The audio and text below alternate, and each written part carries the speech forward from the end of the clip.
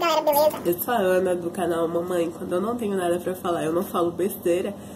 E esse é um daqueles vídeos necessários pra responder algumas pessoas que, quando elas não têm o que falar, assim, elas simplesmente ligam a câmera e falam um monte de merda. No último dia 1º de junho, então, um cara, num canal aí, ele fez um vídeo, ele ligou a câmera, né? Começou a emitir a opinião dele. E ele tava falando sobre a insatisfação dele de Racionais estar nas obras obrigatórias da Unicamp. Então esse canal, que inclusive reforçou o discurso de fake news contra a Marielle, né? Vamos deixar isso mais pra frente. Ele falou que, mano, ele pegou versos dos sons do Racionais, né? Essa obra obrigatória do vestibular. E ele, tipo, tira de contexto. Então, tipo, além de tudo, ele é safado. Ele é desonesto intelectualmente. Porque ele pega, ele leu as letras do Racionais, mas ele pega, tipo, e aí ele escolhe versos pontuais, assim. E ele coloca como se Racionais estivessem, tipo, reforçando o discurso de criminalidade, né? Então, tipo, ele é safado. Porque ele fez isso. Porque a maioria das pessoas que seguem ele, a gente espera, né, que não tenha tido contato com as letras dos Racionais na íntegra, né? Porque é um público, né, que defende discurso de... Deixa pra lá. Aí no texto, no blog, né, do MBL, tá escrito assim: Feliz também aqui, uma banhada de trânsito obrigatório para um jovem ter bagagem cultural histórica forte, entrar na faculdade com o conhecimento dos grandes autores literários da história. Aqui, mais uma vez, ele mostra como ele é safado. Porque, mano, ele tá julgando, tipo, a seleção dos vestibulares, que, tipo, desde 1900 e alguma coisa, é desonesta, é desigual, é conteudista, como se fosse, tipo, uma forma de medir, de selecionar as pessoas e selecionar a bagagem cultural histórica delas. E, além de tudo, ele também tá falando, né, da questão de que o jovem que não tá na universidade, então ele não tem bagagem histórica cultural nenhuma, né? E aí, continuando, ele diz que a opinião dele sobre o álbum, que é uma bosta, é um lixo, que polui sonoramente. Acho que até umas coisas leves, assim, porque, por exemplo, eu penso dele, do canal dele. Mas é lógico, né, que seria, tipo, uma surpresa se uma pessoa dessa, que não tá aberta ao diálogo, que não tem sensibilidade pra entender o que essa obra do Racionais fala, entendesse, né? Então, tipo, essa seria a surpresa. Então, qual é o objetivo desse vídeo? É que a mamãe aqui contextualize o que esse babaca desse cara tentou descontextualizar. Sobrevivendo no Inferno, então, é o 4º álbum do Racionais, lançado no final de 97, e ele foi um grande marco, assim, no rap, porque mais do que, tipo, uma aula de poesia, que é um gênero literário importante pro vestibular, que eu não sei se esse cara sabe, ele é uma aula de história, é uma aula de racismo, é uma aula de violência, é uma aula de desigualdades, de literatura, de narrativas, né? E ele traz, tipo, uma crônica sobre a vivência da juventude negra nas periferias. E esse cara, no vídeo dele, ele usa o termo narrativas, né? Narrativa, que eu peguei por definição, é uma exposição de fatos, né? Uma narração, um conto de história, que no rap a gente vai chamar de storytelling. Então, tipo, notícias de jornal são narrativas, HQ são narrativas, romances são narrativas e contos são narrativas também. Então, Sobrevivendo no Inferno, tipo, ele nada mais é do que a narrativa de um jovem negro de periferia, desses rapazes comuns, como Racionais traz pra gente. Parte do texto do meu amigo Marcola, né, que é 20 anos Sobrevivendo no Inferno, que ele fez pro Rap Movimento, ele descreve, né, a produção do KLJ. Aí ele diz: além de ter sido um grande boom para o grupo, concretizando o posto deles como o mais importante da história do rap nacional, ele traz uma produção impecável do KLJ. Aí ele cita os nomes, que eu não falo porque o meu inglês é péssimo. E aí ele fala que entre os vários, né, artistas que ele cita, Tim Maia, enfim, ele usa amostras, samples do, tipo, de funk, soul, blues, e isso tudo mesclando com uma batida muito agressiva. Mano, tá ligado? Que se isso não é arte, velho, vai ser o quê? Elas... Não vou criticar porque vai perder o sentido, mas enfim. Mano, se isso não... Tipo, a produção como um todo e a letra, que a gente vai falar mais, não é arte, o que vai ser, tá ligado? Então, eu queria falar um pouco sobre as letras, né? Porque, tipo, especificamente as 5 letras que esse cara citou de forma desonesta, como eu já falei. Eu poderia falar sobre todas as letras, na verdade, porque eu posso ficar anos falando sobre esse álbum, que eu nunca vou esgotar o que ele traz, o que ele é importante para as pessoas. Mas eu vou falar só desses 5, né, pra contrapor essa desonestidade intelectual desse cara. Enfim, ele cita no vídeo Gênesis, qual mentira eu vou acreditar, Periferia, Periferia, Tô ouvindo alguém me chamar, e capítulo 4, versículo 3, né? Então, continuando, primeiro ele lê a letra de Gênesis, né, com ironia pros erros de concordância verbal do discurso do Brown, porque, obviamente, esse lixo preocupado, né, com a educação brasileira, com a qualidade da educação brasileira, nunca ouviu falar de licença poética, por exemplo, né?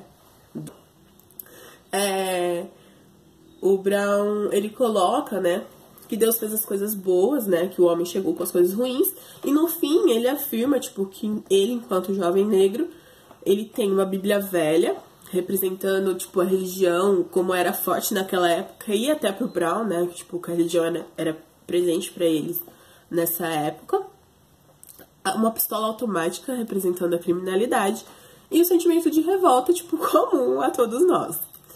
E aí ele fala, eu tô tentando sobreviver no inferno, mas o que seria esse inferno? O que seria esse inferno em 1997, né, de onde o Brown tava falando? De onde que ele tava vendo o mundo, né? Porque o cara disse que era uma relativização do que era a vivência naquela época em periferia, do que era a violência naquela época. Então, o que era 1997 no Brasil? 1997, o Brasil ele era governado pelo presidente Fernando Henrique Cardoso, né? A política neoliberal dele.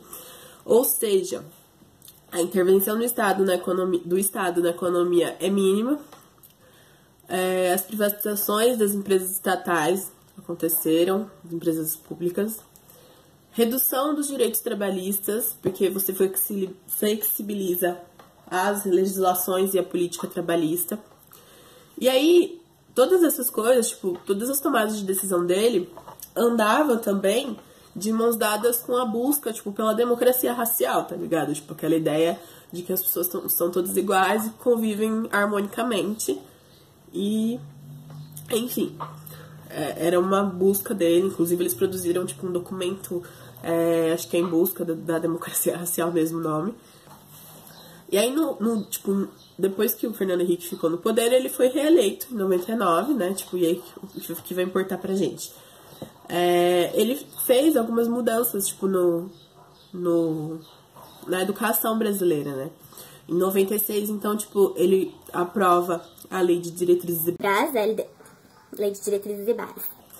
A LDB brasileira, que, tipo, são artigos que vão versar, tipo, sobre quais os temas que a educação brasileira, tipo, desde o ensino infantil até o ensino superior, quais são os temas que a educação brasileira precisa tratar. Tipo, qual é o papel social da educação. Por que isso é importante? Isso em 96. E aí, tipo, somente em 2003, tá ligado? Só com a lei 10.639, que vai garantir vai tratar, né, da questão das relações étnico-raciais, da história afro-brasileira, que a gente vai começar a falar de racismo na escola. Então, tipo, de tudo isso, né, em 97, quem nas escolas públicas de periferia que ia falar sobre racismo, tá ligado? Então, tipo, quem que ia falar sobre exclusão social, sobre violência policial? Na sala de aula, tipo, a gente tinha um discurso que era trazido pelos livros didáticos, mas que não condizia com a vivência das crianças. Tipo, elas estavam lá ouvindo o que o professor estava falando, não fazia sentido. E aí, tipo, ao mesmo tempo, você tinha pessoas iguais a elas, do bairro delas, cantando sobre o que elas viviam.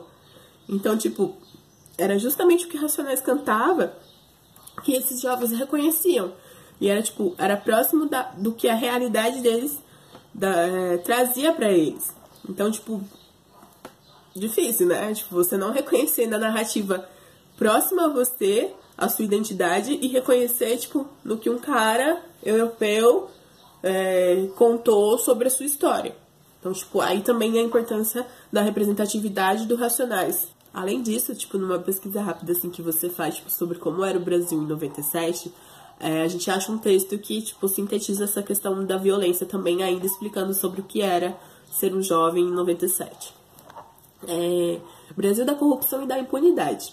Em março, o país assiste a cenas revoltantes de PMs truculentos, assassinos da favela naval em Diadema, que foi um caso que ficou muito conhecido, inclusive, tipo, internacionalmente, por conta da violência policial mesmo. As imagens de um cinegrafista amador mostram os policiais praticando atos de extorsão e crueldade com cidadãos de bem, que nessa época eram outros cidadãos de bem. Então, um deles, né, tipo o mecânico Mário Josino, ele é morto pelo PM Olavo Lourenço Gambra, o Rambo. Essa é a descrição que tá lá no site.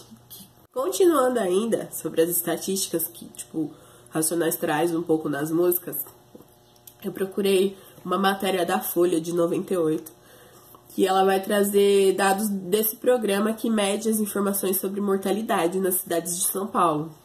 E aí ela traz de 94 a 97, o distrito de Brasilândia pulou do 25º para o primeiro mais violento entre os 96 existentes na capital paulista, com a taxa de homicídios em relação à população de 101 mortos para cada 100 mil habitantes.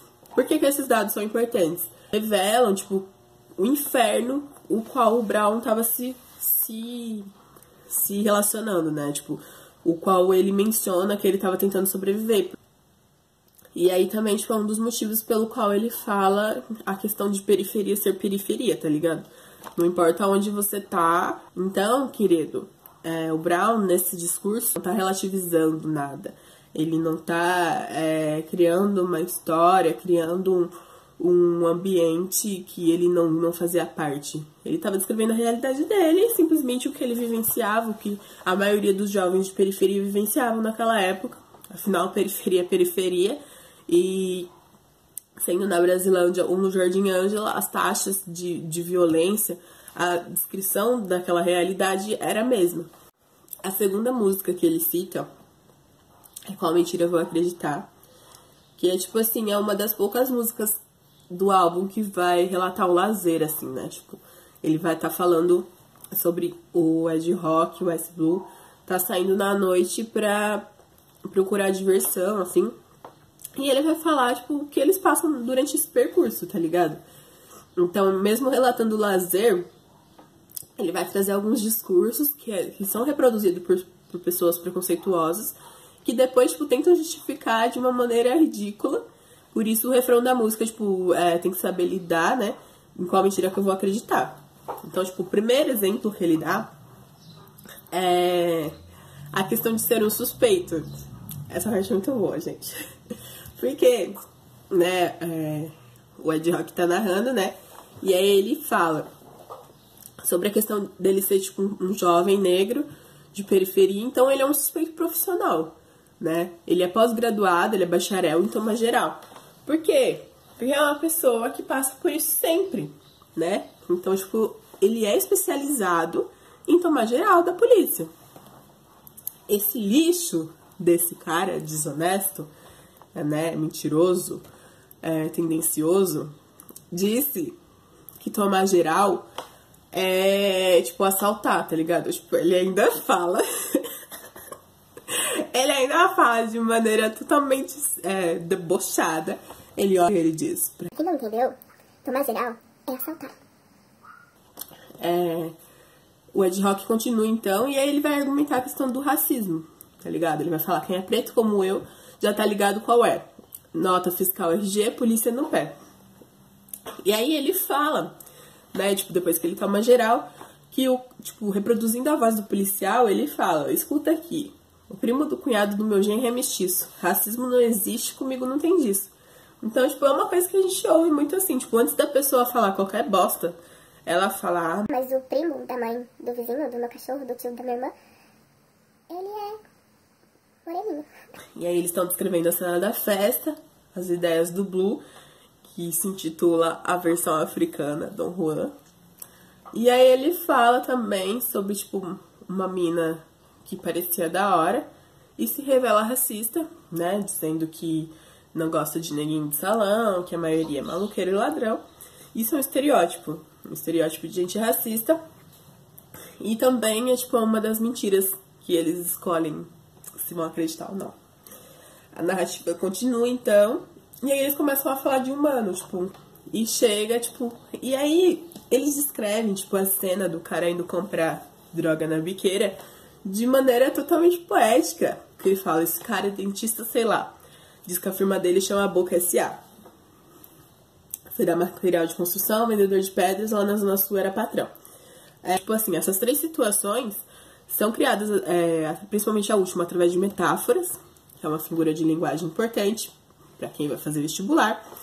E a conclusão da música, então, ela vem fechando essas três narrativas e, tipo, dentro dela, ele vai falar que, tipo, a noite é ok, a noite é boa, a gente procura lazer, mas três situações com que eles se deparam durante a busca pela diversão e que isso é zoado. E que isso sempre vai carregar consigo, tipo, uma desculpa para reproduzir algum tipo de discurso que não é da hora.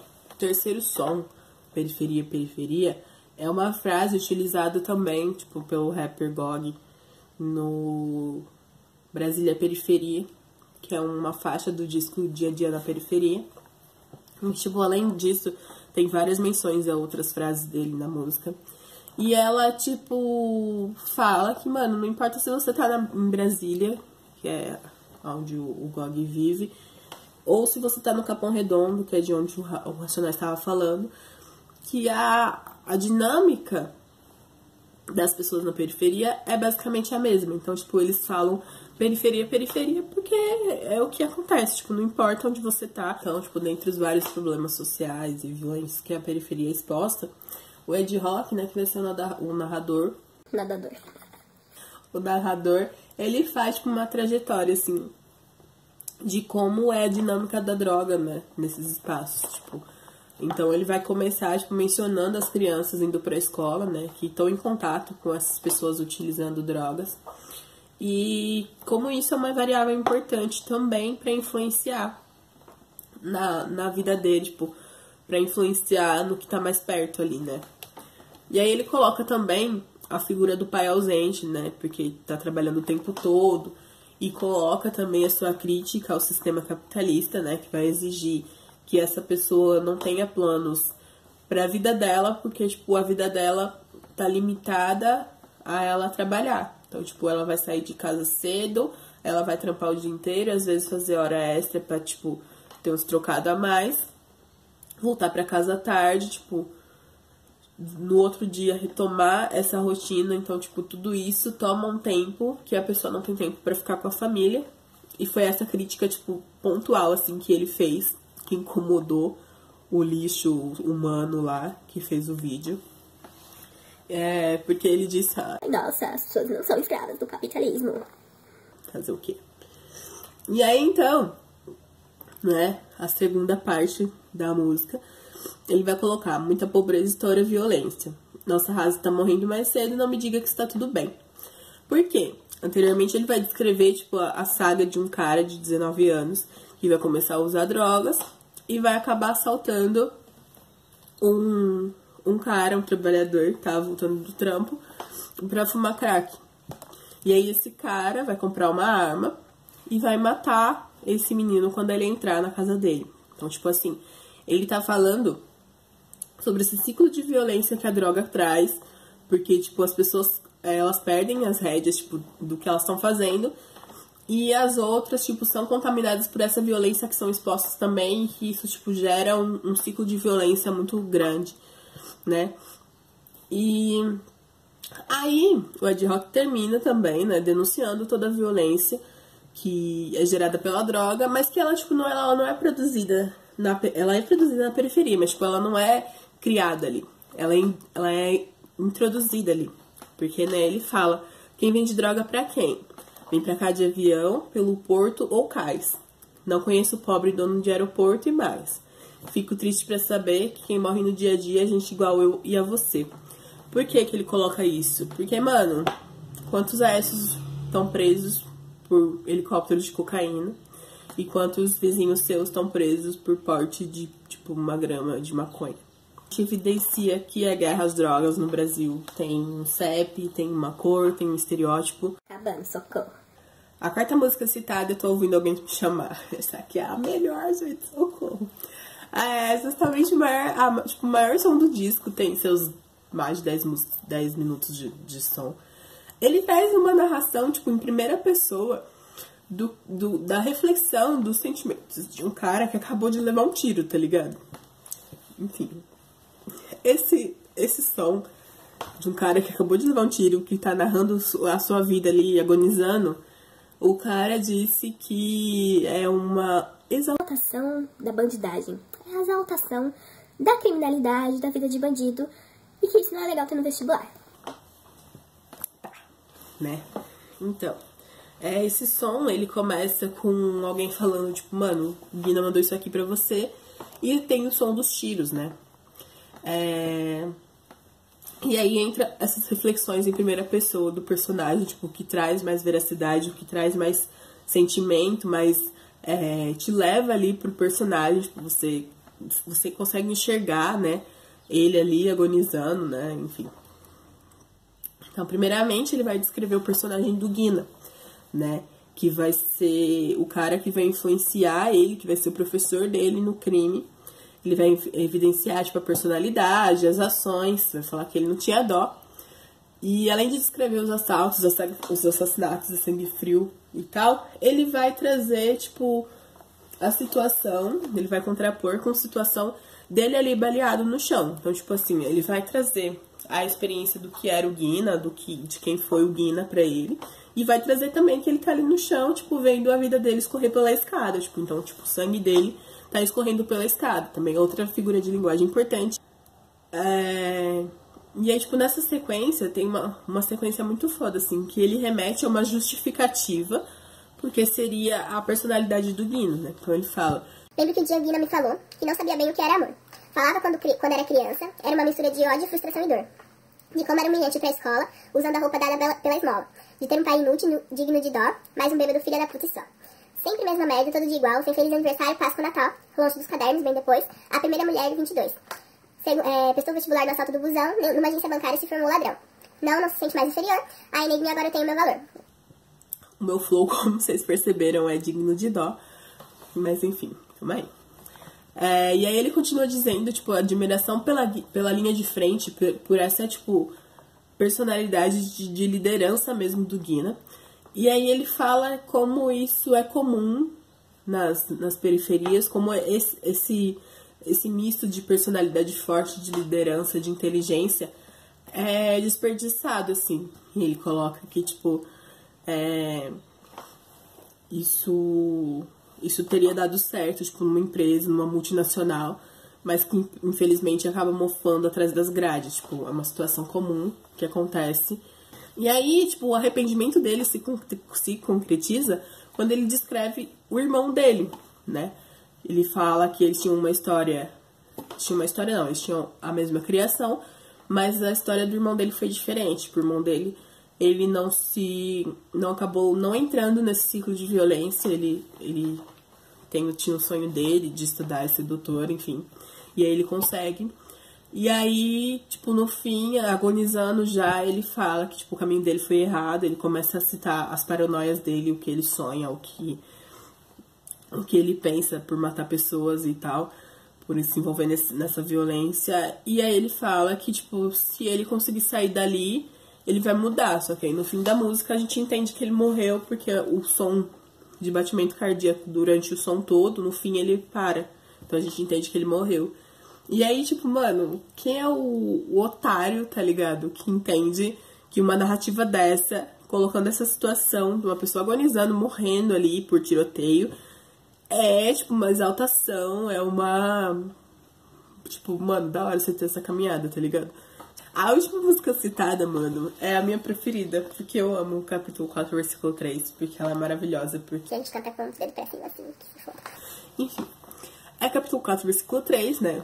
E o rapaz, ele se incomoda com duas partes da música. Ele vai colocar a introdução, ele vai falar que é, tipo, uma introdução vitimista, e ele vai colocar a reação, né? Na sequência, ele vai falar que o negão reativo, né, pelas palavras dele, é muito violento, velho. É violento pra porra, enfim. Utilizando as estatísticas citadas primeiramente, né? Então a gente colocou daquela situação e aí utilizando, tipo, um texto que tá na descrição. No meu vídeo, socorro. A gente vai pegar, tipo, dados de atualmente. Então, tipo, o que mudou? Por que não é vitimista, sabe? Então ela vai falar, tipo, estatísticas sobre a violência policial, né? 60% dos jovens de periferia sem antecedentes criminais já sofreram violência policial. Mudou alguma coisa? A gente não tem estatísticas, tipo, exatas se isso é verdade ou não. Mas aí, quando a gente olha, tipo, para os 5 jovens mortos no Costa Barro com 111 tiros, no Rio de Janeiro, sem antecedentes criminais. Quando a gente olha para Maria Eduarda, uma menina de 13 anos morta com um tiro na cabeça dentro da escola, sem antecedentes criminais. Quando a gente olha para os 23 mortos na chacina de Osasco em 2015, que, tipo, pouquíssimos deles tinham antecedentes criminais, e que isso não justifica também. E quando a gente olha para Marielle, que teve, tipo, além de ser morta, de ter, tipo, a sua trajetória de vida interrompida, a gente ainda teve que lidar com as situações de notícias falsas sobre a caminhada dela, falando um monte de besteira, inclusive fortificadas por canais como o desse cidadão que falou esse monte de merda. Quando a gente olha pra tudo isso, a gente percebe que, mano, as coisas não mudaram. As pessoas que têm um estereótipo, que têm um arquétipo que a gente fala, essas pessoas, elas já sofreram violência policial, vão sofrer, ou estão com grandes chances de sofrer. Aí depois ele fala, a cada 4 pessoas mortas pela polícia, 3 são negras. Nada mudou também. Né? A gente tem um relatório da UFSCar e também com dados do Portal de Transparência de São Paulo que o número de jovens negros mortos, o número de negros mortos, né, tipo, no total, em operações policiais ainda oscilam entre 60% e 77%, né? Nas universidades brasileiras, apenas 2% dos alunos são negros. Isso mudou um pouco para melhor, assim, tipo, a gente teve um salto nesse número, mas ainda é muito pouco, tipo, cerca de 30%, segundo a Guia do Estudante, de jovens na universidade são negros, e que isso muito se deu pelo sistema do ProUni, né, da entrada na universidade pelo Enem, SISU, também, e das cotas raciais. Inclusive, é importante lembrar que a Unicamp, né, mesmo com esse ato de colocar o Racionais e Literatura Marginal como obra obrigatória, ela foi uma das últimas universidades públicas a admitir o sistema de cotas como entrada para o vestibular. Isso depois de um movimento muito importante dos estudantes, dos simpatizantes com isso, no ano passado. E aí a última estatística, a cada 4 horas um jovem negro morre violentamente em São Paulo. Conforme dados do Mapa da Violência, divulgado em 2015, cerca de 1.863 negros tenham sido assassinados por armas de fogo no estado de São Paulo. Então, tipo, uma média de 5 mortes por dia, uma média de um jovem negro morto a cada 4 horas no estado. Um jovem negro não, tipo, um negro de maneira geral. Eles não colocam esse recorte do jovem, mas eles colocam que especialmente jovens negros eram mais expostos à violência.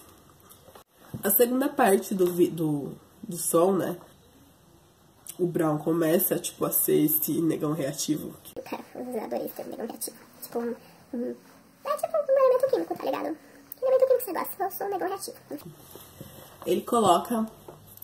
a gente tem um TCC de um cara que chama Henrique Iagui. Desculpa se eu falei errado o nome do cara, mas enfim, tá aí na descrição também. E ele tem o objetivo de explicar, tipo, qual é a moralidade, qual é o sentido, qual é o diálogo produzido por essa música, tá ligado?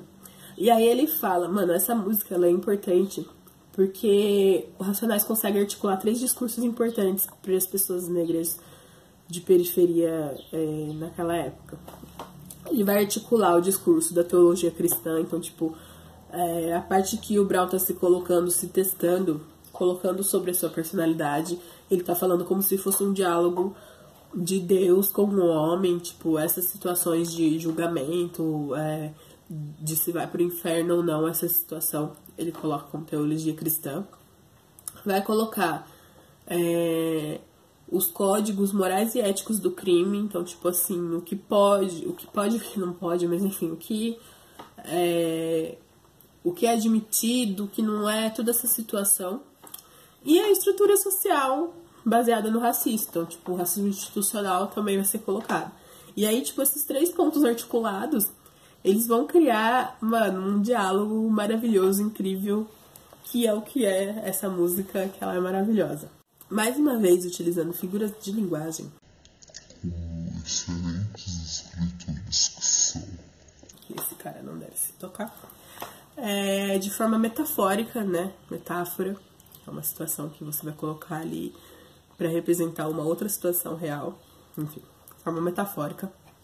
Ele vai descrever as atitudes dele, tipo, criando um ambiente de violência para representar o que eles viviam naquela época. E muita gente vive até hoje, né? Então, tipo, ele vai fomentar o discurso dele, a linha do discurso dele, colocada numa situação de um ambiente hostil, assim, né? Tipo, quando ele coloca a minha intenção é ruim, esvazia o lugar, eu tô em cima, eu tô afim, 1, 2 pra tirar, tipo, todas essas coisas ele tá criando um ambiente, uma delimitação de um ambiente hostil pra ele poder fazer o discurso dele, né? Ele também tá narrando uma guerra individual interna, utilizando a antítese, que também é uma figura de linguagem que você vai contrapor ideias, né? Quando ele coloca juiz e réu, malandro e otário, antigo e moderno. Tudo isso, ele tá contrapondo ideias, e é a chamada antítese também, uma figura de linguagem. Quando ele fala pá, pá, pá, pá, não é a música do Fantástico, é uma onomatopeia, que também é uma figura de linguagem que vai representar, tipo, o som do tiro que vai ecoar na periferia, enfim. A segunda estrofe, né, tipo, o diálogo do Brown e do Blue, ele vai contribuir, tipo, para uma produção, assim, do que seria o nós e do que seria o outro, assim, tipo, o Blue vai colocar que as pessoas que estão na droga, né, tipo, vai ser um diálogo sobre o que eles estão vendo ali. E aí, tipo, o Blue vai colocar, tipo, que essas pessoas que estão nas drogas, elas não... Tipo, elas são outros. Tipo, elas não são os jovens que estão ali dialogando. Elas são outras pessoas que, tipo, pro Brown nem se envolver, que não tipo, nem vai nem cola, tá ligado? E aí o Brown vai chamar a atenção, tipo, que aqueles caras que estão lá, que estão sendo outros, eles também são nós, tá ligado? Tipo, eles são jovens também de periferia que entraram nessa dinâmica da violência e que, mano, tem que ter a humildade de reconhecer também que os caras são nossos irmãos também, como o Brown coloca. E aí, em seguida, ele conta, tipo, pra exemplificar isso, ele vai narrar, tipo, a história de um preto tipo A, exemplo para nós, uma moral, uma ibope, e vai começar a colar com os branquinhos do shopping, né? Então, tipo, ele coloca, fazendo essa crítica de como o vício nas drogas, o uso abusivo das drogas, ela vai, tipo, acabar com a dinâmica da vida de um preto tipo A, que nem ele coloca, que era um exemplo. E vai transformar esse preto tipo A num neguinho. Tipo, essa também é uma metáfora pra colocar a situação de que você tinha um cara que tinha um modo de vida e que depois que a droga entra na vida dele, ele vira, tipo, um neguinho qualquer, no sentido de que ele perde tudo aquilo que ele tinha enquanto ele era um preto tipo A. E o terceiro verso, tipo, do Ed Rock e do Mano Brown, eles trazem um discurso sobre a invisibilidade mesmo do jovem de periferia que vai acumular frustrações e tal. Ele vai, tipo, confessar que apesar de ser um preto tipo A custar caro, ele não vai entrar nessa vida, tipo, de criminalidade. E aí ele coloca, tipo, que ele não entrou nessa onda de criminalidade e que ele permanece vivo, né? E aí, tipo, todas essas situações colocadas durante a música elas vão, de certa forma, resultar em morte, tá ligado? Então, tipo, ele fala de pedir dinheiro, ele fala de entrar na vida do crime. E tudo isso, na verdade, todas essas produções do que eu falei de Eu e Nós, tudo isso é um nós geral pro que seria o que é contraposto do sistema. Então, tipo assim, ele vai colocar que todas essas situações de pedir dinheiro, de entrar pra criminalidade, de outras coisas, ser um preto tipo A, um neguinho, é um exemplo do que um efeito colateral do sistema. Então, exemplo disso é o trecho final, que ele fala, tipo, que ele é um sujeito sobrevivente, e ele fala efeito colateral que o sistema fez, e aí, tipo, ele enuncia que esses sujeitos traçam esses caminhos errados, ele fala, tipo, que eles não estão totalmente errados, né, tipo, mas que eles foram induzidos, que eles foram empurrados, de certa forma, para esse caminho pelo sistema, que, passando pelos outros sons rapidamente, que eu não podia deixar de falar. Jorge da Capadócia, né, tipo, é do Jorge Ben, e ele vai, tipo, ser uma abertura dos caminhos, assim, pro álbum. Então, tipo, vai evidenciar a questão da religião, a questão do sentimental ali, de abrir os caminhos, como Oração de São Jorge. Rapaz Comum também tem um narrador que leva tiros, só que é uma crítica, além de, tipo, não é uma crítica em primeira pessoa dos sentimentos, da confusão ali de um cara que levou um tiro.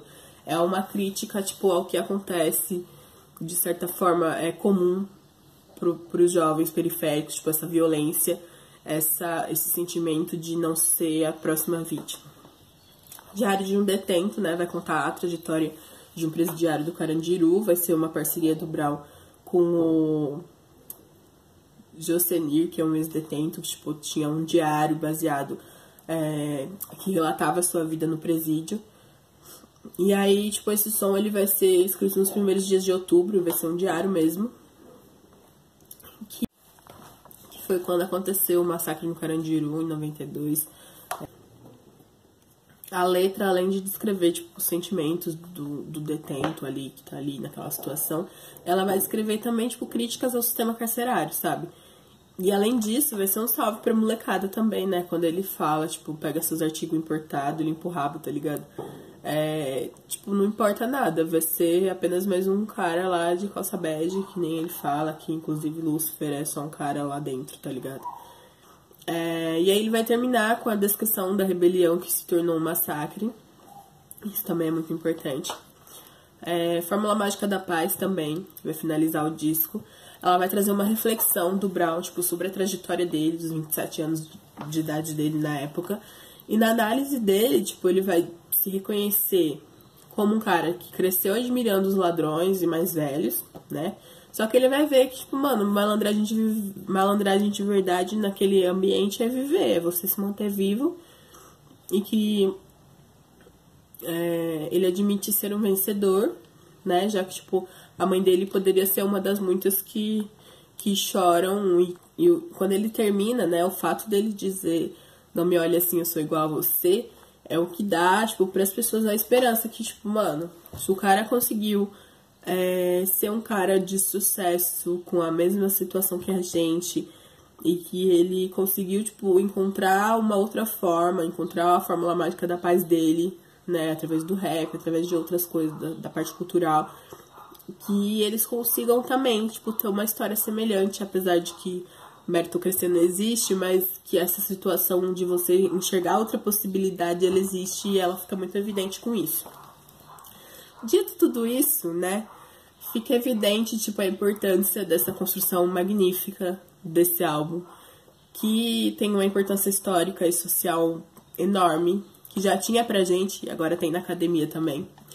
Mas o que eu quero, tipo, deixar registrado aqui é que, mano, não importa a sua opinião, não importa se você gosta de Racionais ou não, se você acredita ou não, o que importa é que, tipo, mano, é importante, tá ligado?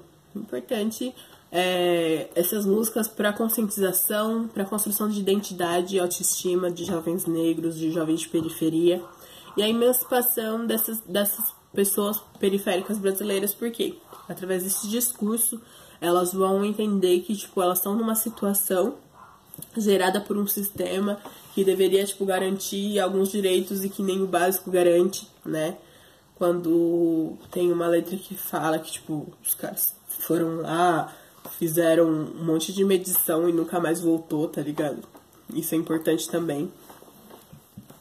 E, mano, todos os álbuns do Racionais, tipo, eles nos obrigam a, de alguma forma, parar e refletir e entender o que a letra tá falando. E isso incomoda, tipo, incomoda a gente como esse cara, esse Arthur, porque é o negro, tipo, é o periférico falando da sua visão, tá ligado? Tipo, de lágrimas, sangue, vidas e glórias, abandono, miséria, ódio, sofrimento, desprezo, desilusão. Tudo isso é diferente dos livros didáticos, tá ligado? Não é uma versão romantizada da história. É uma versão, tipo, uma narrativa que de fato é desconfortável, realmente. Porque você vai colocar, tipo, essas pessoas marginalizadas narrando a sua própria história, assim como vai acontecer também numa outra obra obrigatória, né? Que é o Quarto de Despejo, da Carolina Maria de Jesus. E enfim, mano, tipo, tudo isso incomoda porque é a realidade que essas pessoas não querem enxergar. E por fim, eu exalto, tipo, o que pra nós já era um álbum clássico, já era uma obra de arte. Então, tipo, mano, sobrevivendo no inferno, só vai, estuda e arrasa no vestibular e é tudo nosso.